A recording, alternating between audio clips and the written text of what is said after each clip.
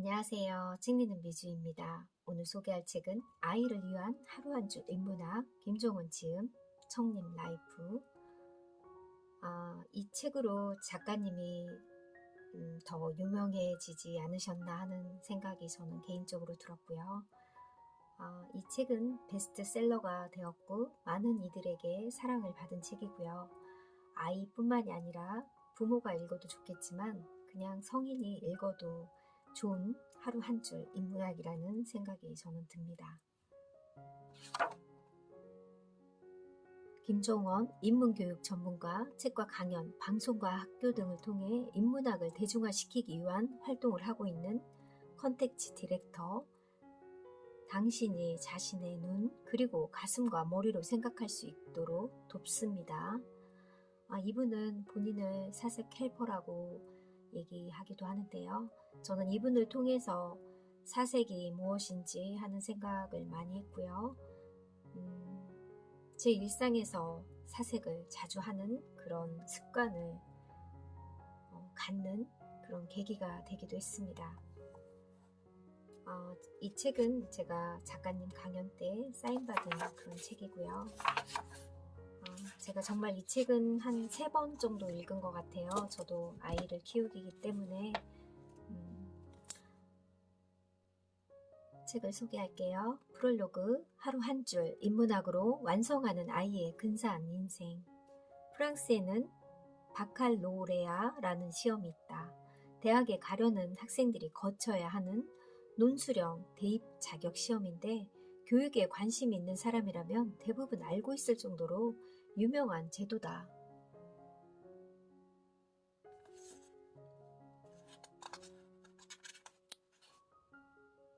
바칼로레라의 핵심은 나이와 지적 수준이 아니라 사랑과 행복, 그리고 인생의 목적을 제대로 알고 있느냐에 달려있기 때문이다. 거기에 나온 출제 문제들은 무엇을 비인간적인 행위라고 생각하는가? 스스로 인식하지 못하는 행복이 가능한가? 사랑이 의무일 수 있는가? 예술작품은 반드시 아름다운가? 이런 문제들이 출제된다고 합니다. 아이를 위한 하루 한 줄 인문학은 총 5장으로 나누어져 있습니다. 목차 1부 도약 준비, 다지고 세운다. 2부 인풋 쌓기, 보고 느낀다. 3부 아웃풋 끌어올리기, 제대로 말하고 쓰고 듣는다. 4부 뛰어넘기, 자기 주도적으로 선택하고 도전한다. 5부 마음내공 다지기, 배우고 연결한다. 자신의 장점과 가능성을 제대로 파악하는 아이, 아이가 주체적으로 무언가를 시작하게 하자. 주체적인 아이가 되는 최고의 비결은 공부로 쌓은 지식이 아니라 실천하며 쌓는 경험에 있다는 사실을 기억하자.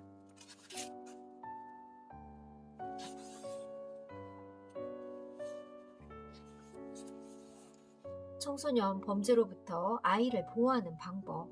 글쓰기는 단순하게 글로 끝나는 게 아니라 말과 삶으로 바로 연결되기 때문이다. 아무리 많이 배워도 제대로 자기 생각을 글로 표현하지 못하는 이유는 상처받은 마음이 글 속에 그대로 표현되기 때문이다. 아이를 잠들게 하려면 부모가 먼저 자야 한다. 많은 사람들이 요즘 아이들이 문제가 많다라고 한다. 실제로 아이들의 범죄와 탈선이 늘어나고 있다. 이유가 무엇일까? 어떻게 하면 아이들이 자신의 길을 제대로 걷게 할 수 있을까? 진정한 사과는 나의 만족이 중요한 게 아니라 아이가 충분히 느낄 때까지 계속 전하라. 아이는 부모의 뒷모습을 보며 큰다. 집 밖에서 따뜻한 부모가 아닌 집 안에서 따뜻한 부모를 원하고 집 밖에서 대단한 부모가 아닌 집 안에서 대단한 부모를 원한다. 방법은 한 가지, 매일 벅찬 사랑을 전해야 한다. 아이는 넘치는 그 사랑을 받아먹고 산다. 사랑은 오직 부모만이 줄 수 있고 아이를 가장 근사하게 키우는 최고의 양식이다.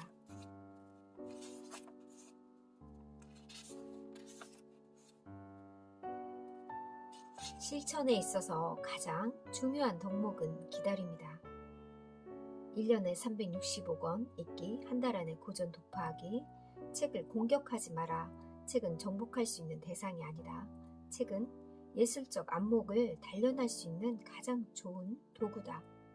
충분히 즐긴 후에 내면에서 스스로 차오를 때까지 기다려야 한다. 저절로 우러나오게 하라. 기품 있는 아이로 만드는 가치관 교육. 너를 위한 말이다 라고 시작한 조언도 결국 분노를 교육으로 포장해 어떻게든 지적하고 싶은 부모의 욕심이기 때문이다. 분노를 표출하는 것은 어리석은 행동이다. 기품 있게 식사를 즐기는 근사한 모습을 보여주자. 분노하지 않고 타인을 배려하면서 자신의 감정을 제어하는 부모의 모습을 본 내 아이가 저절로 최고의 가치관 교육을 받게 된다는 사실이다. 아이의 가치관 변화는 결국 부모의 삶을 통해 시작되기 때문이다.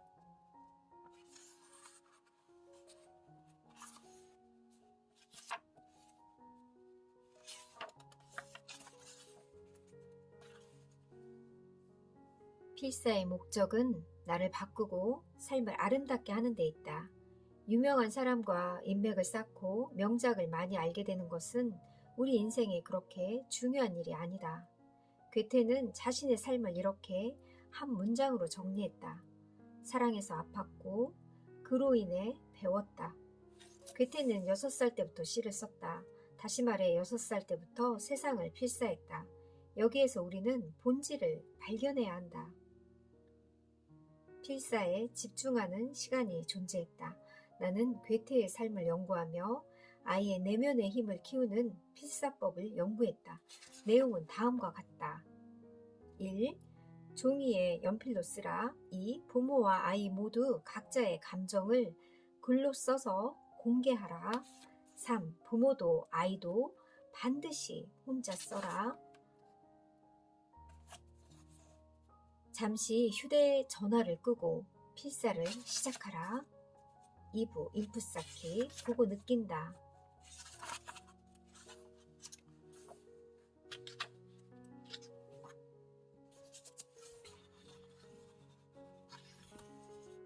모든 아이에게는 잠재력이 있다. 어린 괴테가 살았던 집 2층의 창문을 보면 매우 흥미로운 자국이 하나 있다. 사실 이 창문은 집을 지을 때 의도하지 않았던 창문이었기 때문에 전체적인 집의 디자인과 조화를 이루지 못한다. 하지만 괴테의 아버지는 일부러 창문을 하나 더 만들었다. 이유가 무엇일까? 창문에서 보면 큰 길가가 훤히 보여서 어린 괴테가 등교, 하교하는 모습까지 확인할 수 있었다. 하지만 나는 다른 것을 보았다. 비난이나 부정의 눈으로 바라보면 남는 게 없다.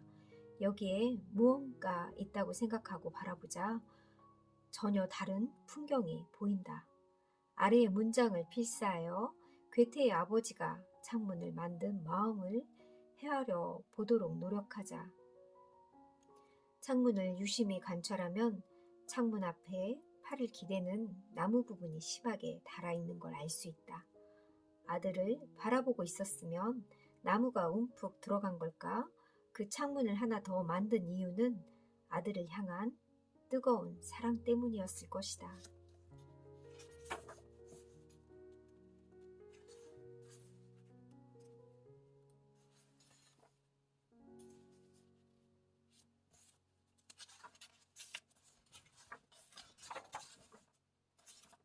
모든 것은 쌓인다. 쌓여서 그 사람의 인생을 결정한다. 세상에 갑자기 저절로 이루어지는 것은 없다. 모든 문제는 사소할 때 해결해야 한다는 사실이다. 때를 놓치면 평생을 후회하며 살아야 한다. 지금 주어진 환경에 감사하는 마음을 가지고 그것이 얼마나 인생에 중요한 영향을 주는지 스스로 깨달을 수 있게 해야 한다. 나는 사소한 것이 모여 그 사람의 삶과 철학을 결정한다고 생각한다. 뜨거운 자기 몸을 시원하게 해주는 소중한 물건의 고마움을 알기 때문이다. 우리는 우리를 지켜주고 편리하게 살게 해주는 다양한 사람, 사물의 고마움을 잊고 있다. 이 마음을 지킨다면 쉽게 분노하며 타인에게 폭력을 행사하는 일도 자신의 불편함을 조금도 참지 못하고 남에게 피해를 주는 일도 없어질 것이다. 작은 것 하나에도 감사하는 마음 갖기. 인생은 쌓인다는 사실, 지금 주변의 온갖 사물을 바라보며 생각하라.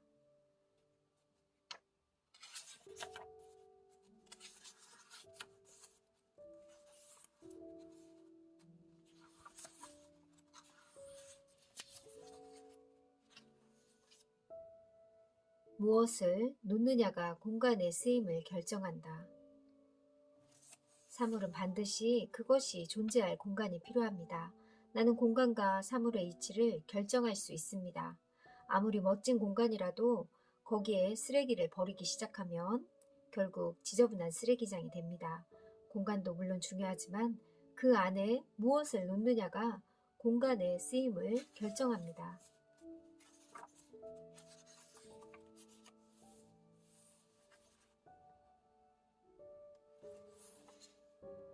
한 번 더 생각하고 말하는 아이. 나는 한 번 더 생각하고 말합니다. 그래도 충분하지 않으면 2번 더 생각합니다. 친구가 소중한 만큼 조금 더 생각할 겁니다. 그래야 내 마음을 예쁘게 전할 수 있으니까요.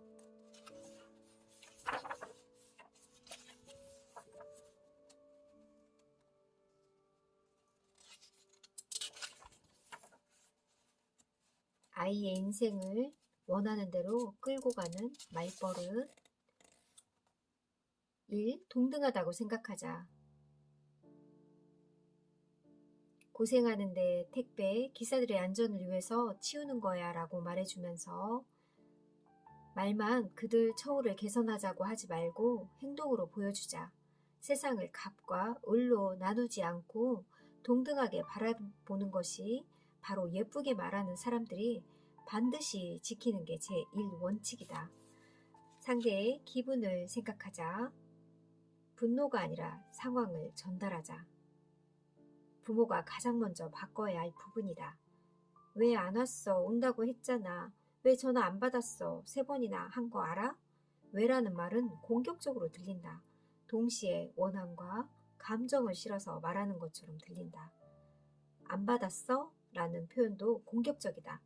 나를 왜 무시하느냐라는 분노와 별것도 아닌 게 라는 상대를 무시하는 느낌이 동시에 느껴진다. 많이 바빴지? 전화 연결이 잘 되지 않더라. 아이를 대할 때도 마찬가지다. 너 왜 전화 안 받았어? 라는 말 대신에 이렇게 많이 바빴지? 전화 연결이 잘 안 되더라. 뭐 잘 되지 않더라. 이렇게 말해보라고 하네요.